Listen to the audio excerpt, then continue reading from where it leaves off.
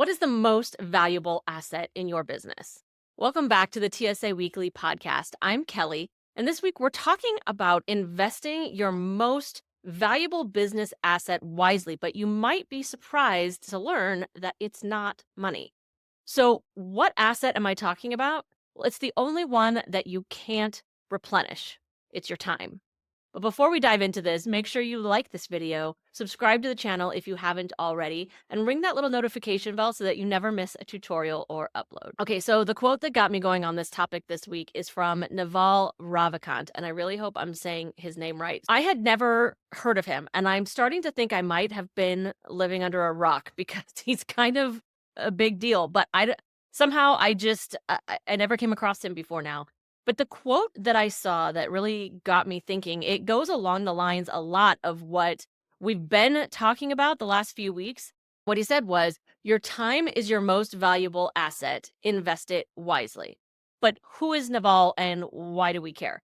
So Naval is an angel investor, okay? He's many other things as well, but an early investor in companies like Uber and Twitter and Notion, which if you have been around a channel for a long time, you know I dabbled in Notion for a while, but ultimately I came back to Trello because that is my true love in the productivity world. He's also somebody that is known as a thought leader when it comes to not only wealth and investments, but also in just living well and just having happiness and joy in your life. He also wrote a book called The Almanac of Naval Ravikant. That is quite a book title, but it's apparently a widely respected book on business and life philosophy. So I don't know, maybe it's going to have to be put on my list for my other podcast. But I also went and did some, YouTube rabbit holing a little bit on him because I wanted to just get a sense of him a little bit more because there's a lot of people out there who talk about business and life and balance and all those things. And I just wanted to get kind of a feel for him. So I came across, he was on Joe Rogan like 5 years ago or something like that. And I watched some of the episode. I'm not going to lie, it was over 2 hours. I did not watch the whole thing. But what I did watch of it, I don't agree with every single thing that he said, but I agreed with a lot. And even the things that I don't know yet if I agreed with, they really gave me a lot of food for thought. So I'll share the link to that podcast in the description in case you have 2 hours that you want to go and watch or listen to it. But I have a feeling that we're going to be coming back to some of his words and quotes and wisdoms in the future because there was just, like I said, a lot of food for thought for me. And it's definitely something I'm going to want to kind of cycle back to, I think. But for this episode, we're going to, again, be focusing just on that one specific quote, that one concept. And let me just remind you what that quote was. Your time is your most valuable asset. Invest it wisely. Okay, so let's talk about why time is your most valuable asset because there's a lot of argument that could be made about, I don't even want to say that money is your most valuable asset because I don't think it is at all, but maybe your specific skill set, your experience, your background, all of those things are incredibly valuable assets. But the difference between those assets and time, and this, is my thoughts on it, but also what Naval said as well, is time is the only one that you can't replenish, you can't get more of, right? When you talk about skill sets and background and experience, you can grow those things, you can develop those things. And when it comes to money, obviously you can replenish and bring in more of it. But when it comes to time, we get what we get. And there is no way of getting more or less. You can't get more hours in the day. You can't get more days in the week or the month. And, while we all have obviously different lengths of life, there's nothing you can do that is going to change how much time you're going to end up with all said and done. So I can absolutely see how that would be the most valuable. And really, I think if you take the word valuable and replace it with precious, it is the most precious and priceless asset that you have in your business. But I also think it's the one that we tend to waste the most. I do. I mean, this is not me saying that, oh, I am so good at this. No, I am not good at this. I waste so much of that asset. And that's, I think, why this quote and this concept spoke to me so deeply. Because as I'm getting ready to kind of transition into some changes in my business and my career and all of that, it's really making me think about where my time is going and whether or not I'm using it and investing it wisely. So I want to kind of break this down a little bit and talk about the difference between spending time and investing time. So we can look at this kind of in a perspective of comparison with money, because money is something I think is a little bit more tangible, and it's a little bit easier for us to kind of visualize the difference between spending money and investing money. And I think it helps to look at it that way to then see, okay, well, this applies to time as well, right? So when we're spending money, it tends to be a little bit more unintentional. It's a little bit more impulsive, maybe, and on a whim. We see something that we want, we spend that money.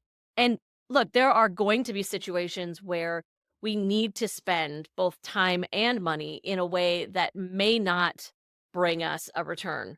And, that's okay, I think, if it's done with intention.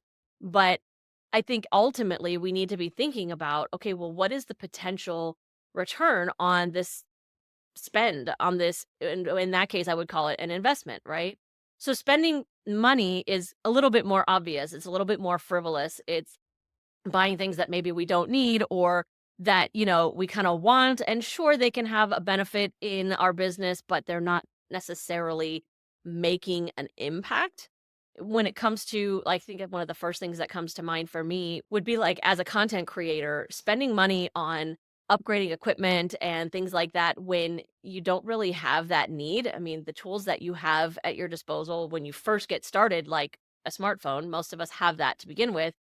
It's absolutely fine, and those work just as well in some cases as some of the cameras and more expensive microphones and things like that. So, is it investment if you do that starting out when you haven't even proven to yourself that that channel or that strategy in your business is going to be effective and is going to be a long-term strategy for you? I have upgraded some of my equipment since I started my YouTube journey, but for my first year, I was using my smartphone for the camera, and I think I might have had a slightly better microphone, but that's honestly, I didn't buy it for YouTube. In fact, this microphone that I use here, I didn't buy for YouTube. I'm a singer in the other areas of my life, and so I've already had some of this equipment for that purpose, but I just realized, like, hey, I could incorporate that here and make things a little bit more polished and professional. I did, however, upgrade my camera once I realized that, like, hey, this is something that's actually really working in my business. It's something that I enjoy doing, and I'm going to be doing a lot more of it. And so it was worth it to me to, in that case, invest my money. So then, how do we translate this to time? An obvious way of talking about frivolousness when it comes to time is just unintentionally content consuming. Yes, it makes sense in some circumstances for us to consume content, right? I mean, hopefully, as you're consuming my content, you feel like it's an investment because you're getting value out of it, whether it's one of my tutorials and you're learning how to do something, or it's the podcast here and you're hopefully getting encouragement or inspiration or motivation. And so, in that case, it wouldn't be a mindless consuming of content, it would be an intentional consuming of content, I hope. But there are plenty of other ways that we frivolously spend our time in our business. And one of those that I think can be hard to recognize sometimes is busy work. Giving ourselves tasks on our to-do list that don't really need to be there for a variety of reasons. And feeling like because we're busy all the time, we must be working really hard in our business and it's going to move forward any day now and our business is going to grow because we're working so hard. And we don't recognize that by giving ourselves that busy work and doing a bunch of things that don't really need to get done, we're actually frivolously spending and kind of throwing away our most valuable asset in our business. Another aspect of that would be unintentional working. So, what I mean by that is sitting down to work, but not having a plan, not knowing what you expect to get done in that session, what you need to get done in that working session. And so, therefore, spending that time, but ultimately, like jumping from thing to thing or possibly multitasking and letting ourselves get distracted and work on other things when we had something that needed to get done in that session. And this actually brings me to something that I want to make sure to let you guys know about, what I'm planning on bringing back here to the channel If you've been around for a long time with me at the Tech Savvy Academy, you might remember Tech Savvy Study Hall. And Study Hall is a co-working session where we come together and, we're not working together, we're not collaborating, but we are setting aside focused time to get specific tasks accomplished. And I did it a little bit on my channel last year, I think, and I'm going to be bringing that back in the coming months. So keep an eye out for that if you want to really start having that focus time and that accountability. Be paying attention, make sure you're subscribed, ring the notification bell, all that good stuff so that you know when I'm bringing that back, because it's a great way to set aside like an hour a week to come together with other people and get stuff done. Okay, that's as simple as it is. But so now that kind of leads me really nicely into what investing time looks like. And the very first thing is focused time. Having a specific task that you are going to get done in that amount of time, whatever amount of time you have to work in that session, and actually focusing on it. Whether that means turning off other applications that tend to pop up and notify you of things, putting your phone in do not disturb, all of those things, but for that specific amount of time. And this is where I love things like Pomodoro technique to help with timers and stuff so that I don't worry that I'm going to get lost in work and miss something or forget to show up somewhere or whatever it might be. It helps me to really give myself this focused time to get things done, not trying to multitask, just doing what I said I was going to do. Another aspect of that is prioritizing your tasks based on what things are actually moving the needle in your business. So there are always going to be certain tasks that feel kind of frivolous and pointless. And, once you've gone through enough review and you've determined for whatever reason that that task still needs to happen in your business, it still doesn't need to be the highest priority.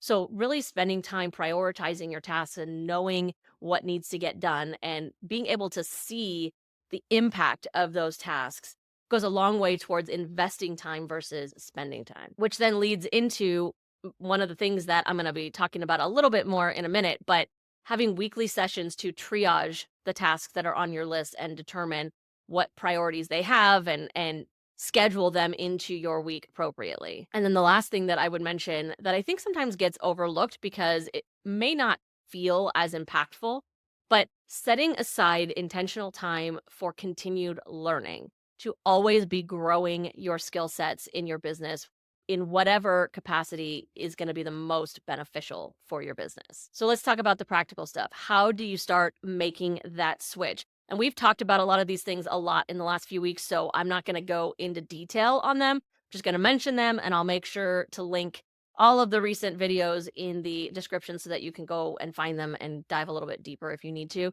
But we're talking about the Pareto principle, and this is that 80-20 rule where we talk about how 20% of your effort leads to 80% of your results. So this is about identifying which things are really moving the needle in your business and prioritizing them. Second one being the thing that I probably say in every video, and that's never going to stop: leverage automation.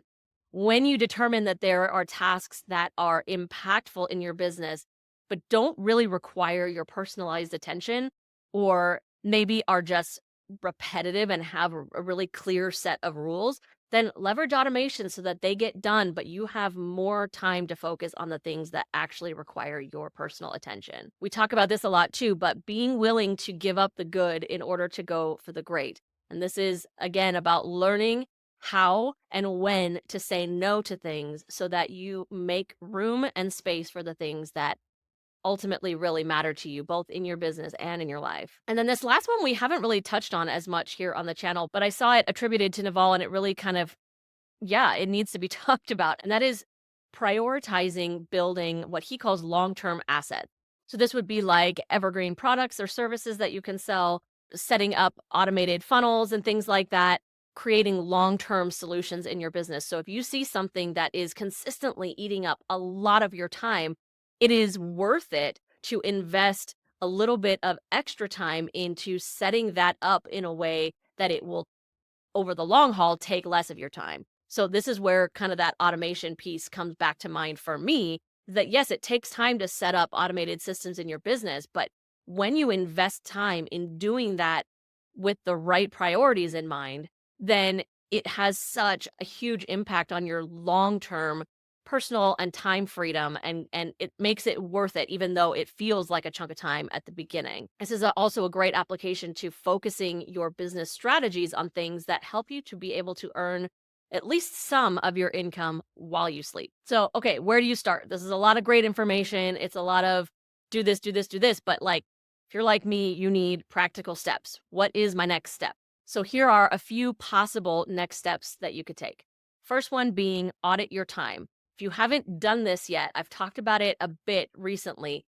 You need to sit down and find out where your time is going. I mentioned, I want to say in the last episode, that I've been personally using Trello in a couple of different ways to track my time. This started out as a request from a client, but then it kind of turned into something else for me. And so I've been kind of experimenting with this idea of tracking my time as a solopreneur. And I'm working on a video that I'm going to be releasing, and I don't know when yet because I'm still kind of in the middle of the experiment, but on how you time track using a tool like Trello and what I'm learning from it, because I'm already learning so much about how I'm spending and investing my time in my business. So audit your time is a great one. Another possible next step would be finding one opportunity for automating something in your business, something that you do regularly all the time, and ideally something that tends to take up a decent chunk of your time. So this wouldn't be a great next step if you haven't ever audited your time, or I guess recently audited your time, because how would you know what's going to be the most impactful thing to automate if you don't know where your time is going, right? But if you do already know that, then finding one opportunity to automate something and take it off your plate or just lessen its real estate on your to-do list is a huge and great next step that you could take. Another possible next step you could take is something that I mentioned a couple of minutes ago, and that is scheduling like a weekly non-negotiable planning session. I've seen some people call it like a CEO session. I'm not a big fan of using terms like that, but this would be that situation where you are triaging your to-do list basically on a weekly basis, and make sure that you set it up and you schedule it as an appointment on your calendar, same day, same time every week, so that you can prioritize, so that Monday morning or whichever day is your first day of the week, you can come into your, in my world, it's the Trello board or wherever it is that you plan your business and plan your life. You know immediately what you need to start with, what is the first thing that needs to get done today, and go from there. And then this last one isn't really something, I guess I wouldn't really call it a next step, but it's kind of something that I want to make sure to reiterate. I've talked about it a lot on the channel over the course of the last few years, but I don't know if I've really talked about it much recently. So I'm a huge fan of James Clear. I'm a huge fan of Atomic Habits. It's probably been one of the most impactful books and concepts that I've come across in the last few years, especially over on the Success Through Community podcast, as I've been reading and consuming a lot of content around business and personal development and all of that. And, it's just an encouragement, I guess, to remind you to start small with these kinds of changes. Making a shift like this in your business and trying to shift where your time is going and the intention and the focus behind it. You can't expect to go from frivolously spending all of your time to immediately focused and intentioned investment of your time. It's not realistic. So start small. Find one small change that you can start to implement into your business. Start building that as a small habit into your process and watch it grow from there. So this week's question is super simple. Which next step are you going to try first? Maybe it's one of mine, maybe it's something that you came up with on your own, but either way, I want to know what it is, and I want to cheer you on as you start implementing that change in your business. So let me know in the comments. I hope you liked that video, and more importantly, that you found it helpful. If you did, please consider subscribing to the channel and sharing it with a fellow solopreneur. And make sure you check out the description for links to how we can connect and maybe even work together.